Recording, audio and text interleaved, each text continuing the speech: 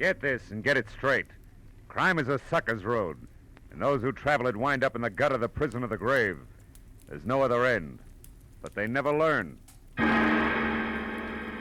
From the pen of Raymond Chandler, outstanding author of crime fiction, comes his most famous character in The Adventures of Philip Marlowe.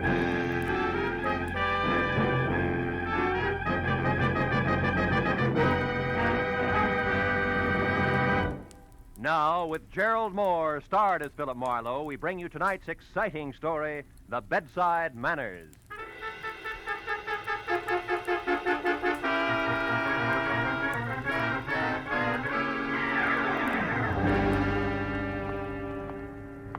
Get your hat and hit the street. Da, da, da, da, da, Piper, get your paper. Hi, Mr. Marlowe. Hiya, Tommy. Paper tonight? Okay, kid. Here you are. Thanks. Take it easy now. Sure. Hey, Mr. Marlowe, your change. Mr. da, Marlowe, watch it. The car, look out!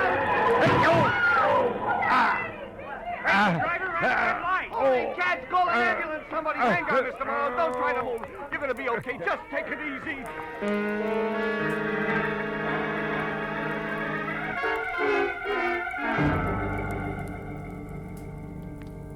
Well, that's the way it happened. 2 weeks ago. When they scraped me up off the pavement, I felt like everything must have been broken. But finally, the doctor boiled it all down to a fractured tibia and assorted bruises. Netted me 10 days in the hospital, tangled up with enough pulleys, weights, and trapeze bars to rig a circus tent. After which, I managed to get sprung to the peace and quiet of my own apartment. There, on a special bed in my living room, I spent 4 days scratching my broken leg through an inch of plastic cast while I worried about the business I was missing. Until finally, Ordine Patterson, a girl with a multi-million-dollar estate I'd worked for once, insisted on seeing me immediately about a job, one she was sure I could handle, even flat on my back. Phil, it's about my brother, Maynard. Oh, another jam, huh? Yes. Oh, wait a minute, I gotta get comfortable. I guess your father knew his son pretty well when he left. Yeah, he left all that dough in your hands, Ordine. Yes, only this time, I sincerely believe Maynard's learned his lesson, Phil. He's worried sick.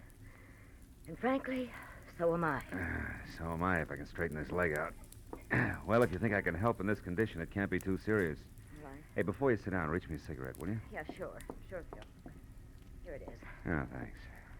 Phil, last Saturday night, Maynard went out on a binge. He got home at 4 o'clock in the morning, awfully intoxicated. Well, it's not unusual for Maynard, is it? No, except this time he was frightened, Phil. Scared stiff. Oh, what about? Well, that's just the point. We don't know. He was so drunk he couldn't remember anything. Didn't know where he'd been or with whom. Oh, Phil, it was terrible. Well, if this was last Saturday, why are you so worried? Anything had happened, surely by now you'd have heard. Yes, but something did happen, Phil. Oh? This morning I got a phone call from a man who meant business, believe me. I made notes on a memo pad while he talked, so I wouldn't forget any of it.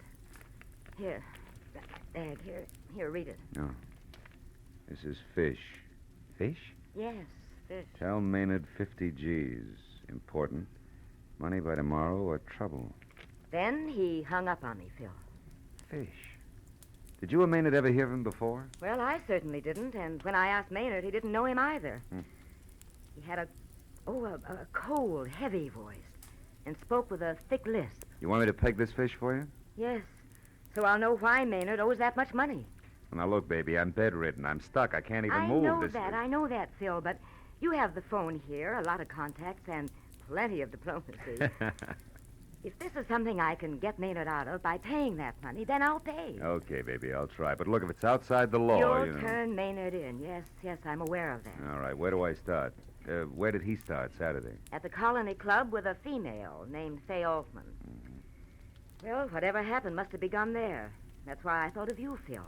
You know the Colony Club. Well, I know their Scotch is Johnny Walker, and Sid Rayfield's the owner, that's all. Well, that may be enough. Will you want to talk to Maynard? Yeah. Send him over in about an hour, will you? Yes, he'll be here. And that Altman girl's number is Sunset, 0144. 0144. Yes. Okay, Ordine, I'll get him. At least my dial finger isn't... Oh, just a minute. Hello? That's Fish, Marlowe. What? Fish. I know my pigeon's with you now. I followed her. Don't clip her wings, pal. Back out now while you still can. I'm warning you. Phil, who was that? You look upset. Yeah, well, my my horse just ran fourth. Look, you better run along now, Ordine. Well, okay, Phil. And stay out of dark corners, huh?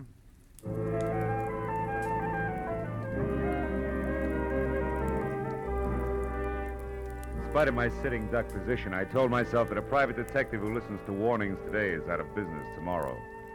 So I put in a call for Sid Rayfield at the Colony Club. Sid was out, so I left a message for him to get in touch with me. Next, I tried Fay Altman, but the Sunset number went unanswered. After that, I started checking for the next best thing to legs I could think of. A guy named Hunger Malloy. By profession, a roving bookie. By appearance, a slouch and threadbare hound's tooth propped against any convenient lamppost. Hunger, by some peculiar instinct, either knew or could find out about anything, especially slightly illegal. And because I'd once pried him out of a tight spot, he loved me like a brother. I finally located him in a pool hall on Melrose and told him what I needed to know. He promised it was as good as done and was off to the Colony Club and I would hear from him. Well, that left me with nothing to do but scratch my cast again, worry about my gun being in the desk drawer in my office, think about fish, and wait. Things went like that for 45 minutes and then... Come in.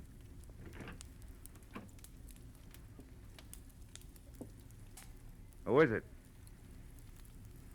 Who's there? Why, it's me. Hunger. Oh. What's the matter, Philip? You're jumpy.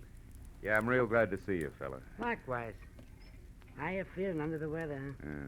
How's it been? No, it's bothering me a little.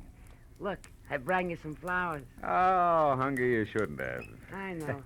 I tried to get long stems, but them plants in the park ain't doing so good this year. Hey, listen, are you sure you gave me the right dope on the phone, Philip? Sure, I'm sure. Why? What'd you find out?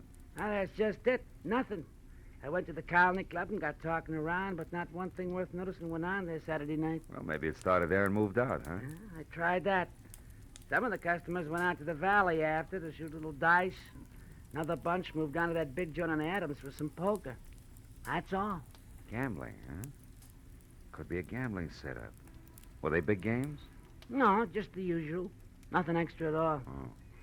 And especially, I couldn't pin down a thing on any 50 G's changing hands. Are you positive, Hunger? Well, you don't ask too many questions in that league, Philip, but I'm pretty sure nobody got rich or I'd have heard, you know? I got a hint, at least. Yeah, well, look, what about this guy named Fish? Blank. Some new faces in town, but no high rollers answering to Fish. And the background on Fay Altman? Yeah, some. Pick and shovel clean, in a nice way. Uh-huh. Been digging nuggets here and there for a year or so. The latest is the gill-edged punk you want to know about, Maynard Patterson. Uh-huh. Say, can I have one of these? Yeah, go ahead. Feed your face. Incidentally, they was among those present at the colony Saturday night, if that means something to you. And that's about it, Philip. Okay, Hunger. Thanks a million. I'm sorry I couldn't be more help, but I think you're getting a bum pitch. Oh, well, You know, in you- fact, visitors. Hey, I got to back way out of here. It won't look so good. Sure. Bedroom, Hunger. You can go out the window and down the fire escape. Hey, wait a minute. Is that a new shirt? No, I come into a bit of clink, so I had it washed. Ha I hope you're feeling better, Philip. I'll see Yeah, you. thanks. Oh, come in. Ordine, my sister said you wanted to see me, Mr. Marlowe. Sorry about your leg. I'm sorry about it, too. I can't get comfortable. Hey, I hear you really tied one on the other night, huh, kid? Yeah, but I'm through, Mr. Marlowe, I swear it. Yeah, sure. Sit down. Oh, thanks. What about the gambling? Lose your head over that, too? Yeah, I guess I do. As far as my allowance goes, anyway. Now, look, I want you to tell me all you remember about Saturday night. Well, I went to the Colony Club with Fay. That's my girl, Fay Altman. By the way, how do you rate stuff like Fay on your allowance? Huh? Just a Skip minute. it. Go ahead. Well, I was drinking quite a bit, and by 1 o'clock, I guess I was pretty fuzzy. I lost Fay someplace. Then I went outside for some air, and from there on, it's just a blank.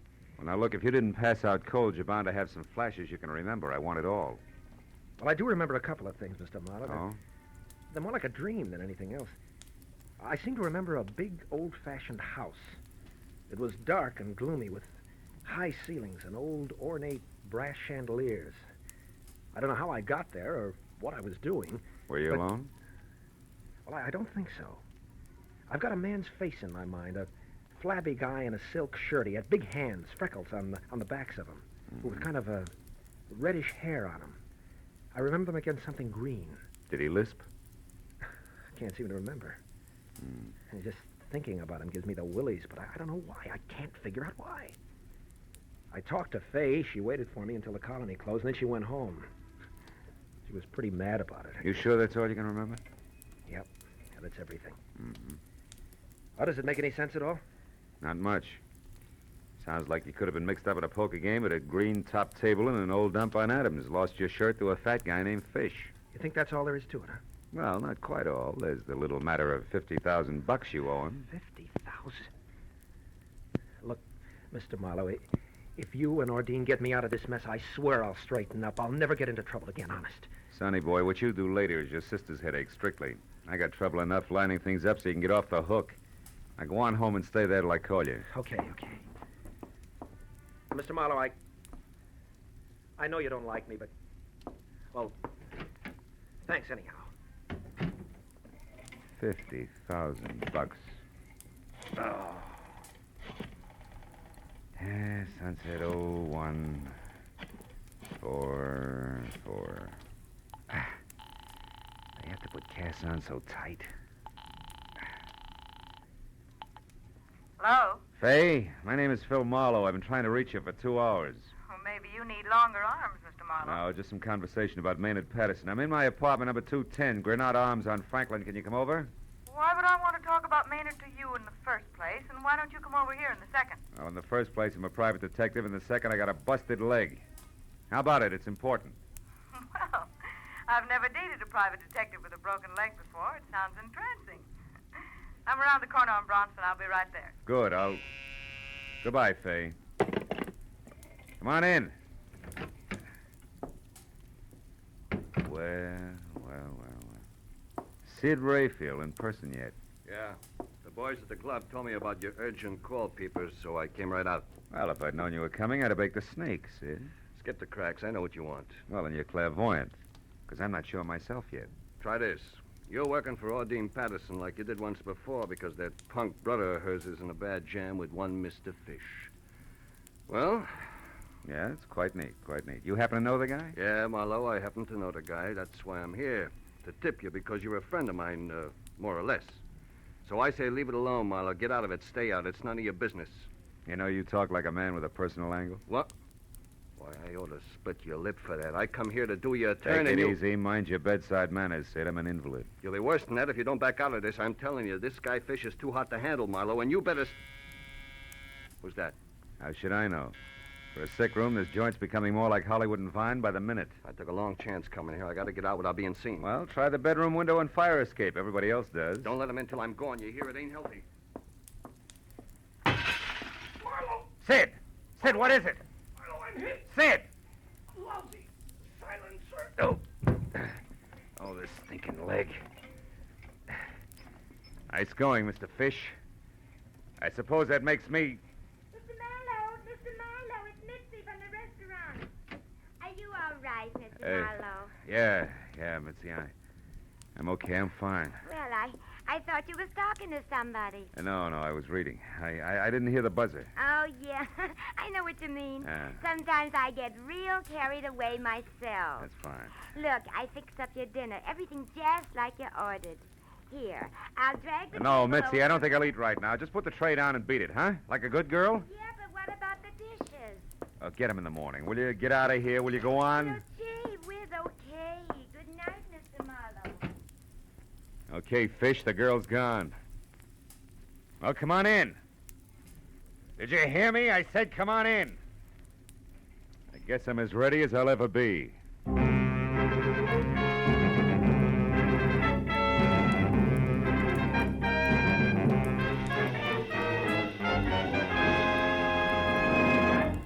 In just a moment, the second act of Philip Marlowe. But first, this Wednesday night, CBS brings you the premiere of a bright new musical show, The ABCs of Music, starring Robert Q. Lewis and Ralph Flanagan's orchestra. It promises a half hour of top hits and top entertainment every Wednesday on CBS. when also you hear the hilarious Groucho Marx quiz show, You Bet Your Life, and the drama of Dr. Christian. The ABCs of music, Groucho Marx, and Dr. Christian come every Wednesday on most of these same CBS stations. Now with our star, Gerald Mohr, the second act of Philip Marlowe, and tonight's story, The Bedside Manners.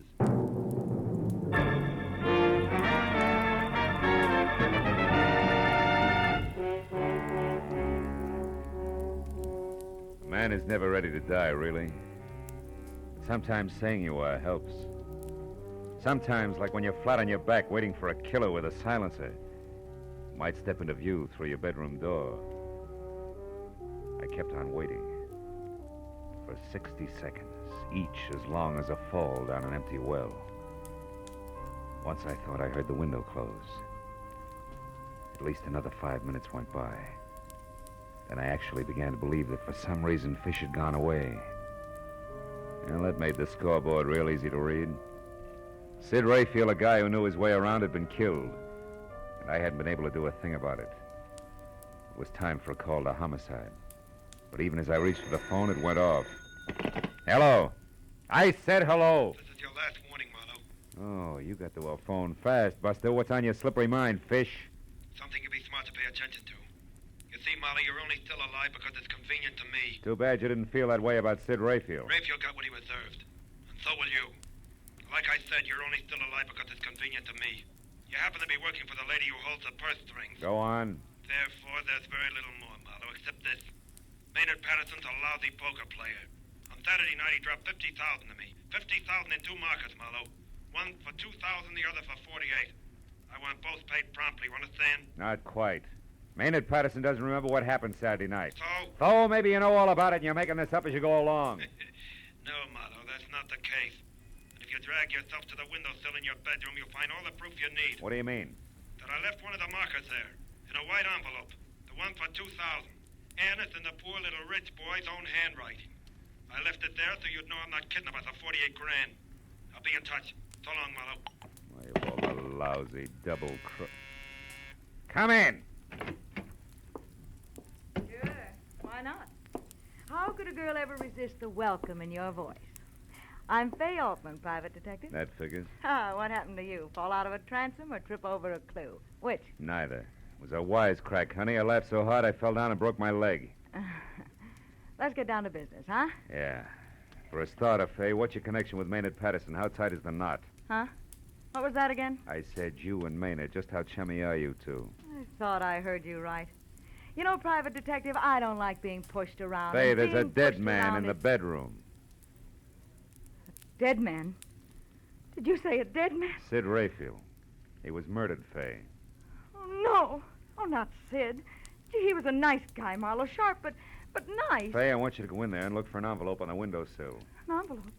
No, I don't think I want It's to... important, Fay. I can't get out of this bed. Now, go on. It may help us tag Sid's killer. But... All right. I'll get it. You say it's near the window... Oh, Keep going, Kay.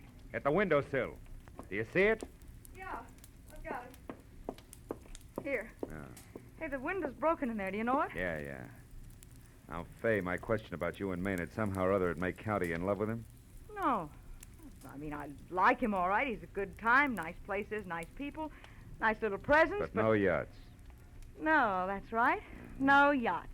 And I like yachts, private detective. They beat rowing around in MacArthur Park, I know. I've tried them both. Anything else? Yeah, turn it around. How does he feel about you? Overboard, I guess. Look, you said that this might help catch Sid's killer. I like Sid, so I'd like to see that happen. But make this question a good one, because it's your last. Fair enough. Maynard loves you. You love money. Maynard didn't have any. Now the question. Did he have any plan to change all that? Just one. He was saving up every cent he could squeeze out of that stingy sister of his for a stake in a big card game. He was going to run it into big dough. Any help, private detective? Yeah, if you call checking other people's stories out a help. Which translates into what? Maynard did just that. Only he lost it all Saturday night. Lost his stake and $50,000 more. What? He owes that much dough? Yeah. Now tell me, have you heard from Maynard since? You had your last question, private detective, remember? Good night, Marlowe. It's been a big, fat pleasure. I'll bet. Anyhow, Fay, my best to the fish. Your very best to the fish? Yeah. I don't get it. What fish? Never mind. Goodbye, baby, and don't slam the door. When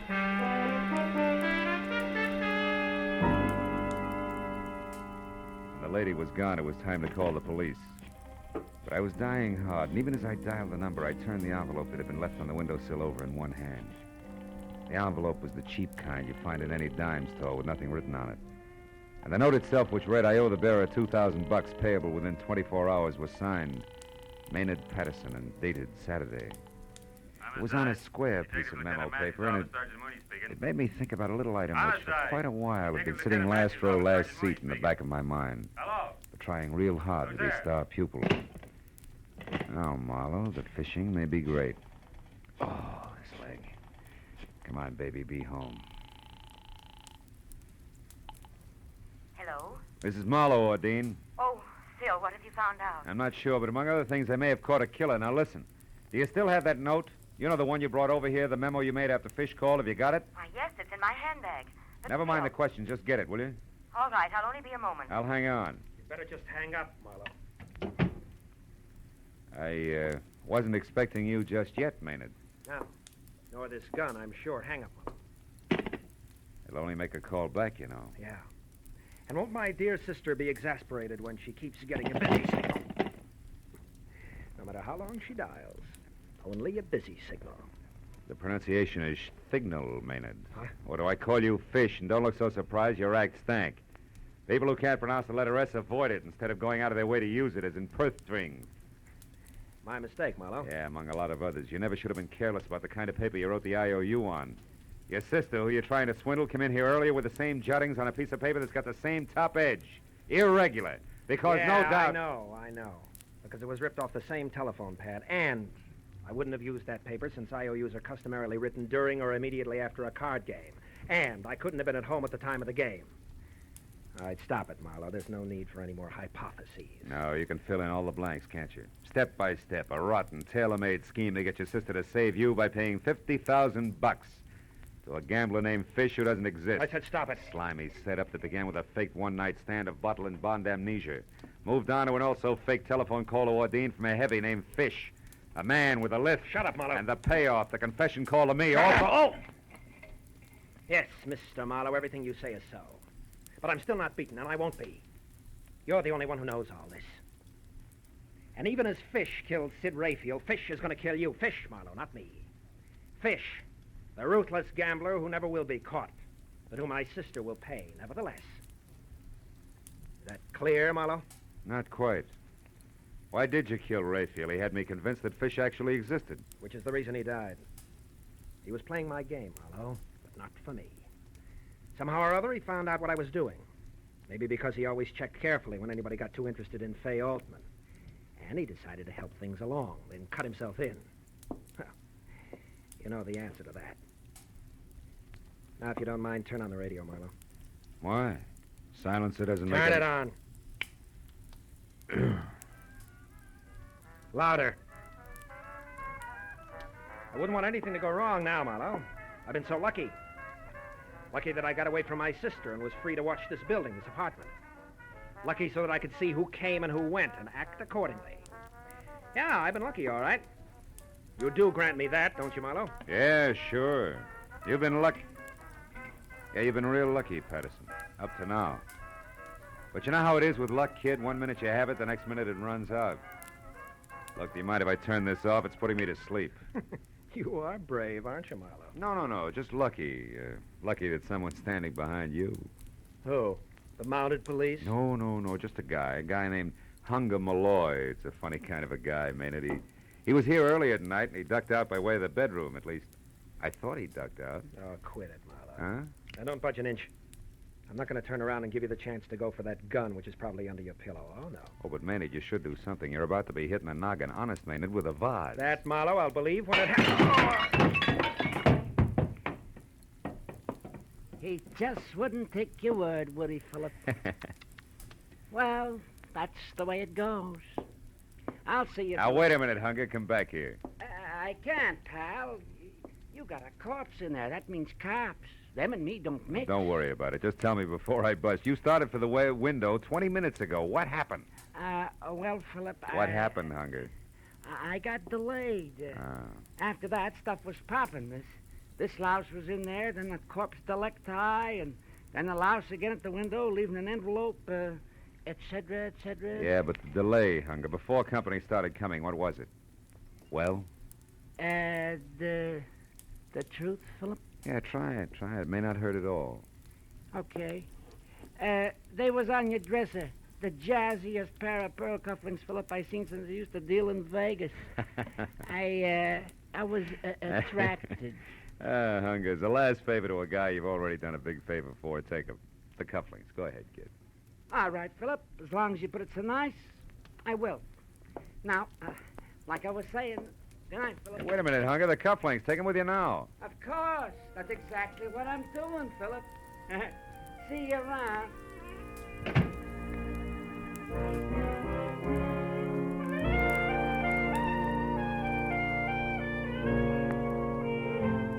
Funny little guy. Funny name. Hunger Malloy. You know, it's a strange thing, but a broken leg makes the old wheels go round. Well, that figures. Makes you think about brakes. And that brings me back to Hunger Malloy again.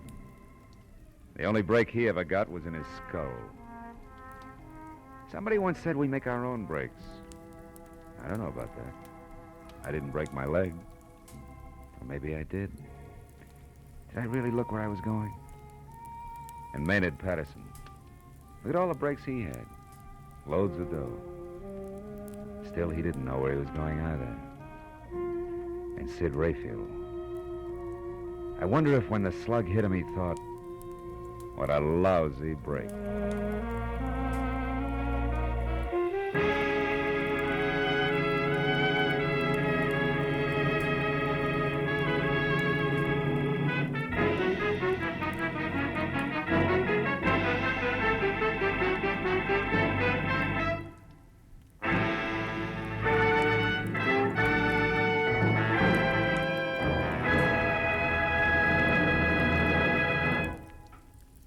The Adventures of Philip Marlowe, bringing you Raymond Chandler's most famous character, star Gerald Mohr, are produced and directed by Norman MacDonald and are written for radio by Robert Mitchell and Gene Levitt.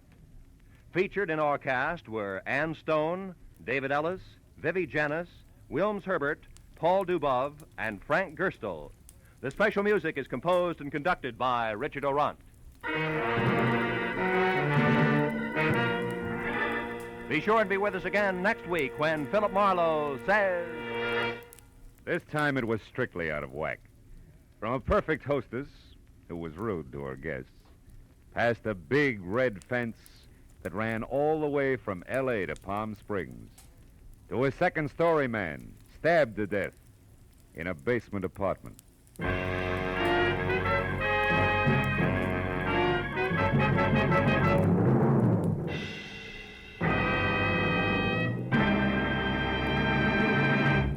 Don't let a rainy day find you unprepared. Start saving for that rainy day right now by buying United States savings bonds.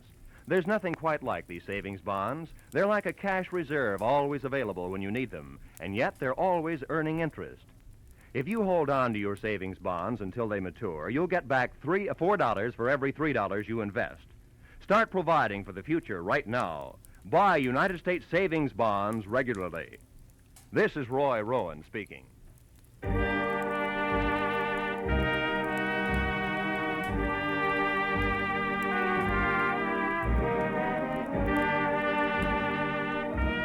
This is CBS, the Columbia Broadcasting System.